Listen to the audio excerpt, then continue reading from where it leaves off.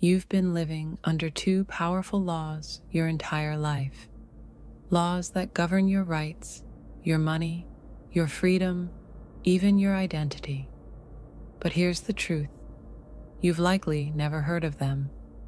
They're not taught in schools. They're not covered in mainstream media. And yet, they influence everything. Courtrooms, banks, governments, corporations, even religion. These two systems are called the law of the land and the law of the sea. One sees you as a living soul. The other sees you as cargo. One was meant to protect your freedom. The other was designed to control it. Once you understand the difference, the entire structure of society begins to look different, and the illusion of choice, of freedom, begins to crack. Let's dive in. In philosophy and psychology, one of the deepest questions is this: are we truly free, or are we simply following rules written for us by forces we do not see and do not understand? The world around you seems structured, organized, governed by law, order, and logic. But beneath the surface lies a hidden system, one that's less about justice and more about power.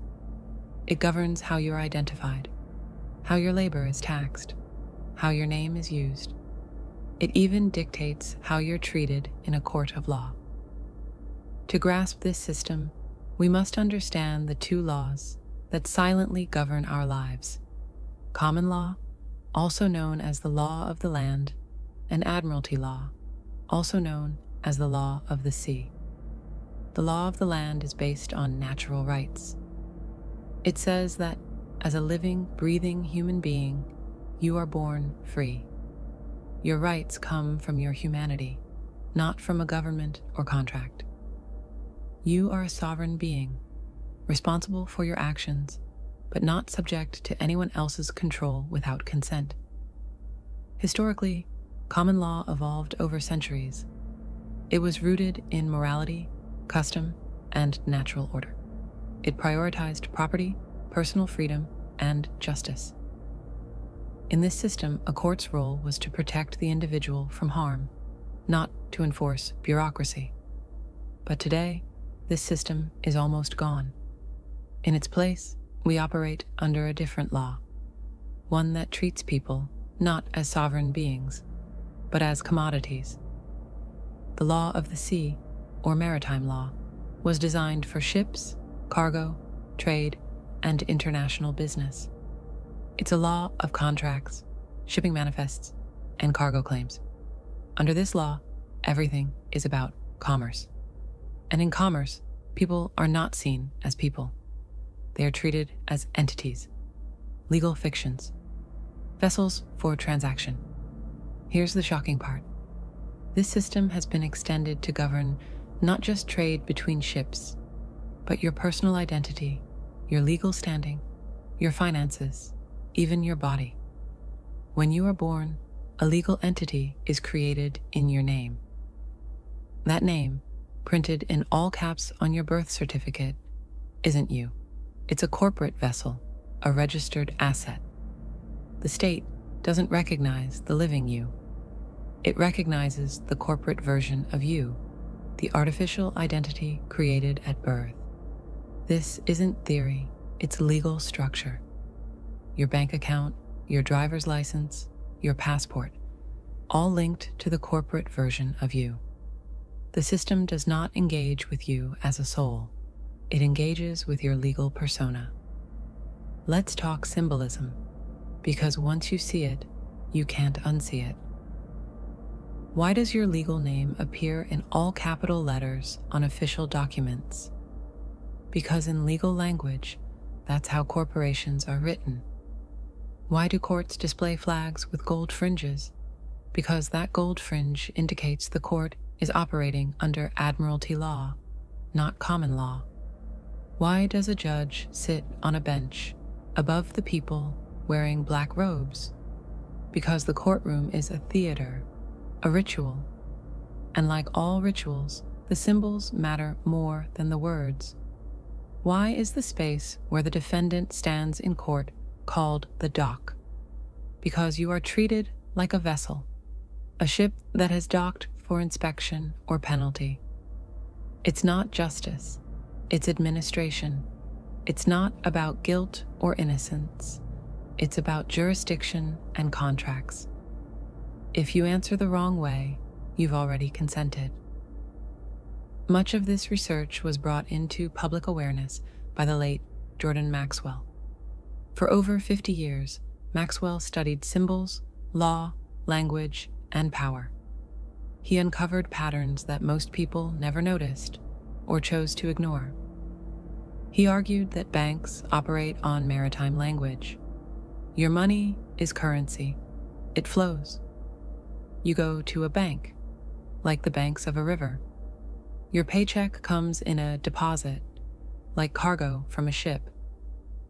He showed how governments behave like corporations, with CEOs, boards, and shareholders. He demonstrated that most legal systems today are not about truth, but about control, and he urged people to wake up. Maxwell wasn't always believed, but many of his observations now resonate more than ever.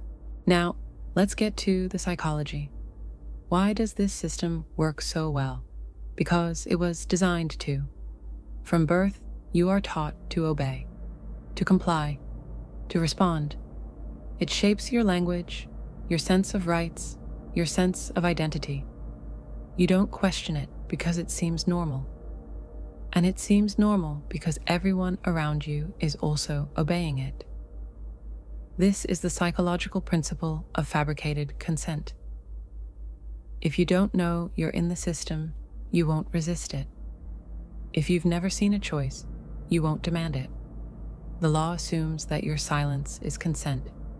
Your consent means consent. And your ignorance is permission. This is not freedom. It is an imitation of freedom programmed through law, language, and illusion. Here's an important distinction. From a legal perspective, there's a difference between a legal entity and a natural person. A legal entity is a corporation created by your birth certificate. It can own property, pay taxes, sue in court, but it's not alive. It's a fiction. A natural person is you, a living, breathing, thinking being. Most legal systems today deal only with your legal entity. If you try to speak as a living being in court, the system won't recognize you because you haven't declared your status. Here's how power stays hidden: by making you believe that your legal fiction is who you are. Now ask yourself, if your name, your rights, and your legal entity don't really belong to you, what does that say about your freedom? If your entire relationship with the state is based on a contract you've never read, what does that say about your consent? If your court system is a play on words and symbols, not justice, what does that say about truth? The philosophical implications are enormous. We live in a world where appearances are mistaken for reality, where symbols are mistaken for meaning, and where control masquerades as collaboration. This isn't just a legal issue, it's a spiritual one, because at its core, it asks, who owns you? Now that you see the system, what do you do? Awareness is the first step. Start noticing language, forms, courts, symbols. Learn the difference between consent and assumption. Start reading what you sign. Start questioning what you are told. This does not mean rejecting society. It means understanding it. It means knowing when you are being spoken to as a vessel and when you are being spoken to as a living soul. Some people go further, learning to reclaim a legal status separate from corporate fiction. This journey is difficult, but it starts with awareness. You don't have to log out. You just have to stop fooling yourself with it.